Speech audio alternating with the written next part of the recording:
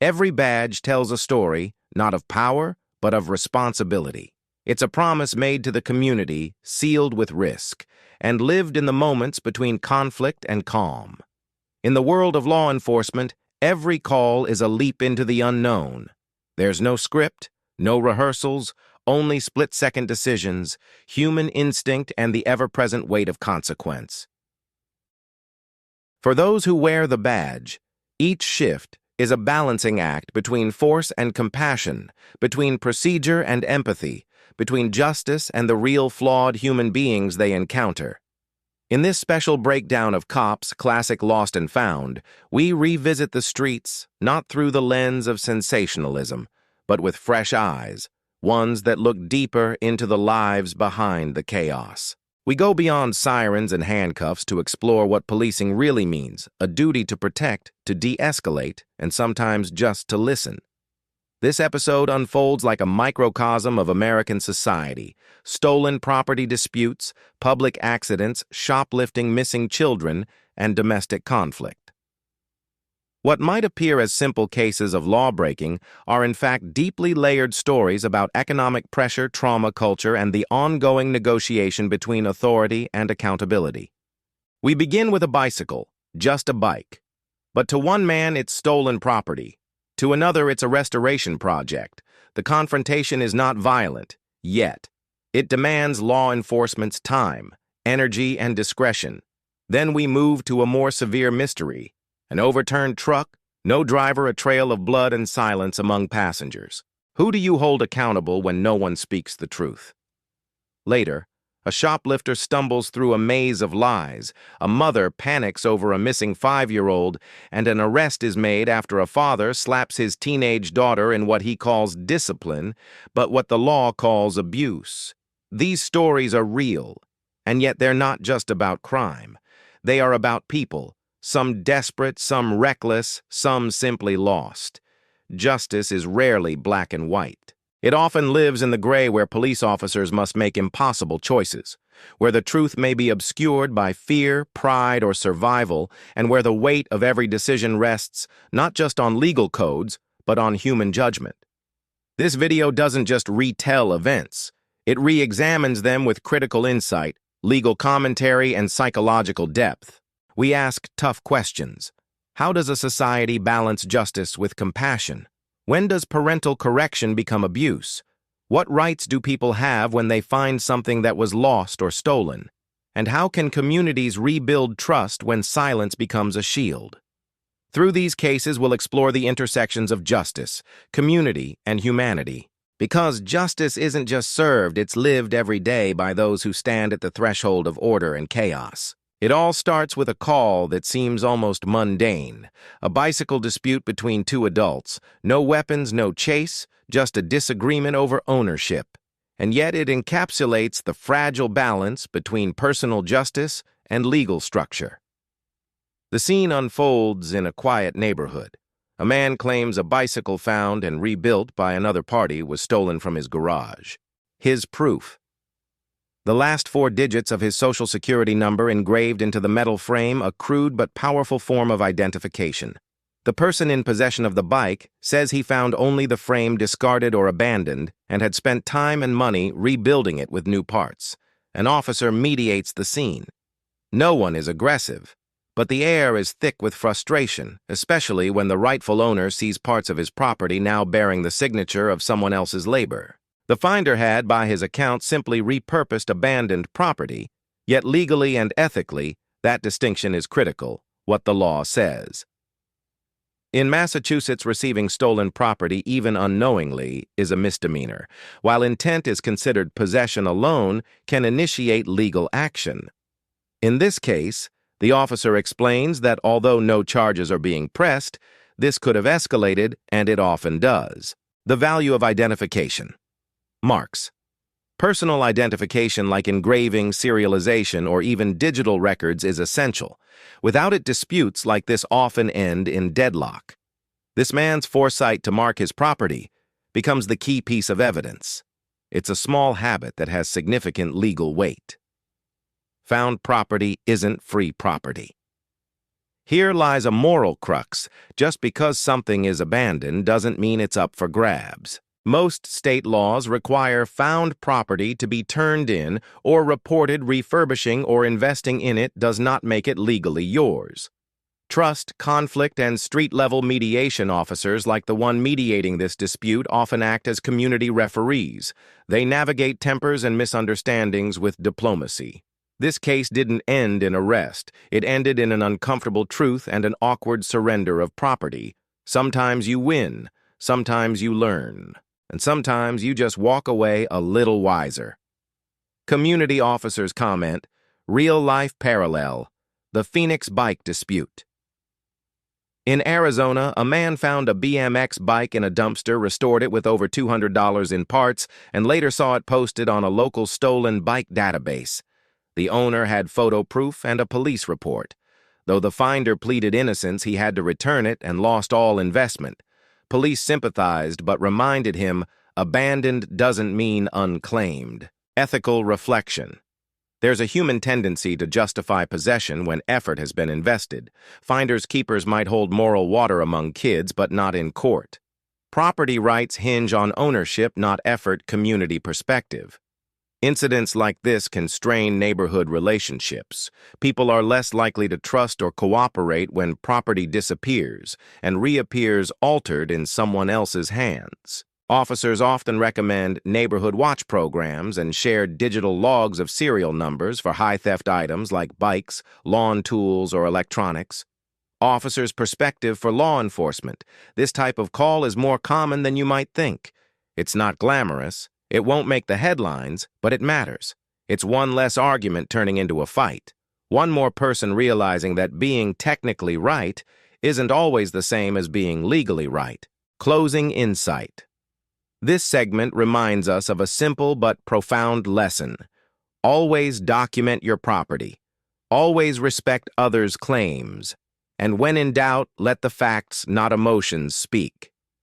Justice doesn't always come in the form of a courtroom verdict. Sometimes it's just the quiet moment when someone walks away knowing better. The next case begins with chaos.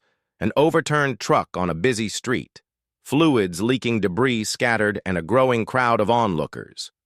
But there's one critical piece missing: the driver. As officers arrive on scene, they discover bloodstains on the pavement and inside the cab. Footprints smeared with blood led away from the wreck and disappear around a corner. Witnesses saw multiple people exit the vehicle, but none could say definitively who had been driving. And those found nearby, all passengers claimed they didn't know the driver. Language barriers, fear of legal consequences, and a deep-seated mistrust of police compound the problem. Chronological account of the investigation. The responding officers secure the scene, ensuring safety first. They begin by canvassing for witnesses, collecting statements and looking for surveillance footage. They also separate the passengers to avoid story coordination. Each passenger is asked simple, direct questions. None answer clearly. Some say they weren't in the truck. One has glass embedded in his skin. Another bleeds from a forehead wound. Yet each insists they were not behind the wheel. The officer brings in an interpreter, a crucial step in communication and procedural integrity. Insights into accident response protocols. Police are trained to handle both the physical danger and the investigative complexity of such incidents. Securing the scene to prevent secondary accidents. Assessing injuries and calling EMS, documenting vehicle position, impact angle, and physical evidence. Collecting blood samples or requesting field sobriety tests if a driver is identified. The challenge of hit and runs with silent witnesses. In cases like this, the biggest challenge isn't lack of evidence, it's lack of cooperation. When no one talks, every passenger becomes a suspect. Officers are trained to look for physical clues, airbag injuries, seating positions, seatbelt bruises. But unless forensic data like fingerprints on the steering wheel or blood spatter patterns is collected and processed, legal action is difficult. Real case parallel. Fresno van crash, 2021. In a hit-and-run in Fresno, California, a van overturned with 6 people inside. All survived, but none admitted to being the driver. One was undocumented. Another had outstanding warrants. It took fingerprint analysis from the airbag deployment system to determine who was driving. That person later pled guilty to reckless endangerment. Cultural and legal pressures. For undocumented immigrants, any interaction with law enforcement can be terrifying. Fear of deportation, incarceration, or community backlash often leads to silence. Police departments increasingly rely on community liaisons and legal advocates to help bridge this trust gap. Officer Commentary 1. Officer reflects, sometimes it's not about catching someone. It's about making sure no one else gets hurt because someone ran from a mistake. Closing insight. Accidents happen. But fleeing a scene or hiding the truth complicates everything. This case reminds us that silence isn't always protection. Sometimes it's a roadblock to justice. The truth has a way of surfacing, and until it does, everyone is under suspicion. We shift now to a different kind of case, one that plays out in shopping aisles and retail corners every day. A suspect is seen fleeing a store, a plastic bag slung over his shoulder. No receipt, no identification, and no consistent story. The man insists he paid for some of the items but can't produce proof. His explanations shift constantly from buying half the goods to receiving them from someone else. Store security confirms he entered through the exit door and did not pass through any register. The officer remains calm but firm, probing the inconsistencies and separating fact from fiction, understanding the behavior. Why do people shoplift? It's not always about need. In many cases, it's about impulse addiction or emotional distress. Kleptomania. A compulsive urge to steal is a recognized psychological disorder. In other cases, it's desperation or a learned behavior from years of living on the margins, legal process of petty theft. In most states, shoplifting under a certain value is classified as a misdemeanor, but repeat offenders can face escalating consequences. Store owners are often asked to press charges as it creates a record that helps track habitual theft. In this case, the store manager agrees to press charges, noting this individual had been spotted in the area before. The suspect has no ID. Officers escort him home to verify his identity. At the apartment, he still fails to produce documentation. As procedure requires, he is brought to the station for processing retail security insights. According to loss prevention, experts, shoplifting costs U.S. retailers over $45 billion annually. Most stores now use a mix of human surveillance, RFID tags, and behavioral analytics to detect theft. However, staff are trained to de-escalate rather than confront, especially when suspects may become violent. Real-world case study, the habitual offender in Newark. In New Jersey, a man with over 60 prior shoplifting arrests became a local case study in recidivism. Despite court orders and rehabilitation attempts, he reoffended every few weeks. Experts point out that until root causes addiction, homelessness, trauma are addressed, cycles of petty crime continue. The officer's role. Policing petty theft can be thankless. Officers must weigh compassion against public accountability. In this case, the officer tells the suspect, "I gave you a chance. You didn't show me who you were. Now I have to do my job." Community impact. Shoplifting may seem like a minor crime, but repeated incidents erode community trust. Local shop owners suffer losses, prices go up, honest customers feel less safe. The invisible cost of theft is felt by everyone. Psychological perspective. Experts highlight that embarrassment, fear of punishment, and a desire to maintain control are why suspects lie sometimes with incredible detail. Officers are trained to look for shifts in narrative body language and micro-expressions. Closing insight. This story reminds us of the fine line between survival and criminality. It also underscores the importance of due process empathy and systems that support both justice and rehabilitation.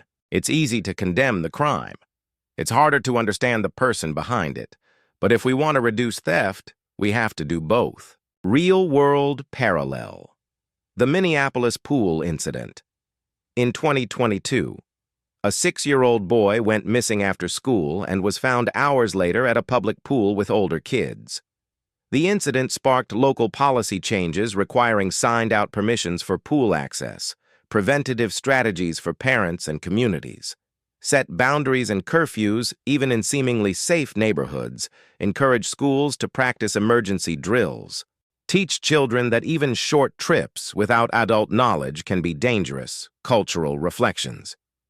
In many immigrant or urban communities, older children often take on adult-like independence early. While this can foster resilience, it also introduces risk when safety protocols are lax. Closing insight. This story ends well, but not all do. It serves as a reminder that communication, trust, and preparation are the best tools for preventing such terrifying moments. Children don't see danger. That's what adults are for to see. Plan for it and protect against it. An officer responds to a domestic call. A teenage girl stands outside holding her cheek. Her eye is red swollen. Her mother says the girl's father hit her during an argument about school attendance. Inside, the father sits calmly. He says it was just discipline. The officers inform him that hitting a child hard enough to leave a mark is classified as assault. The law doesn't differentiate between intent and result. The arrest.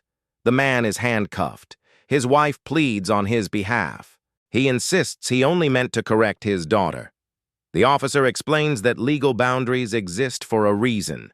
Discipline is permitted, but abuse is not. Understanding the law. Domestic violence laws vary by state, but most recognize physical harm, intimidation, or repeated emotional abuse within a household as chargeable offenses. Officers must act if they see clear signs of injury. Cultural clash. In some cultures, corporal punishment is normalized. Immigrant parents often find themselves caught between upbringing and local laws. Education programs exist, but not all reach the families who need them. The psychology of abuse. Abuse often arises when anger overtakes communication. What begins as frustration escalates into violence. Children caught in such cycles may develop trauma responses, trust issues, and anxiety. Victim resources. Many cities provide crisis, hotlines, temporary shelters, family counseling, and legal aid for victims. Officers often carry cards or flyers to share these resources discreetly. Real World Case Houston, 2018. A father who slapped his son during a heated argument was arrested under new Texas guidelines after neighbors reported it. His defense centered on cultural norms, but the court upheld the charge as assault officer commentary. Discipline should never involve fear. It should teach, not harm. And once a child is scared of a parent, the damage is already done. Community rebuilding domestic calls often require follow-up from child services. In this case, the family receives a court date and parenting class referrals. The daughter remains with her mother as the case proceeds. Closing insight. Parenting is hard, but violence isn't a solution. It's a boundary. No one should cross. A home should be a haven, not a battlefield, and no child should learn about fear from their family. In reviewing the events of this episode, a deeper theme emerges. Policing is about far more than enforcing rules. It's about engaging with people at their most vulnerable. Recap of key lessons. In the stolen bicycle case, we learned that property rights must be documented and respected. In the overturned truck incident, silence can obstruct justice and communication is everything. In the shoplifting case, small crimes reflect large personal struggles. In the missing child scenario, prevention starts at home and in our schools. In the domestic violence arrest, love must never become a weapon, humanizing law enforcement. Each officer we meet isn't just reacting. They're listening, mediating, and helping to de-escalate. These aren't just enforcers, they're counselors, first responders, and community members. Call to action. Viewers are encouraged to reflect on how they contribute to safety in their neighborhoods. Consider supporting youth programs, parenting education, and community outreach. Justice doesn't begin with police. It begins with us. Every story in this video isn't just a moment of enforcement. It's a reminder of the threads that hold society together. We all have a role in keeping them strong.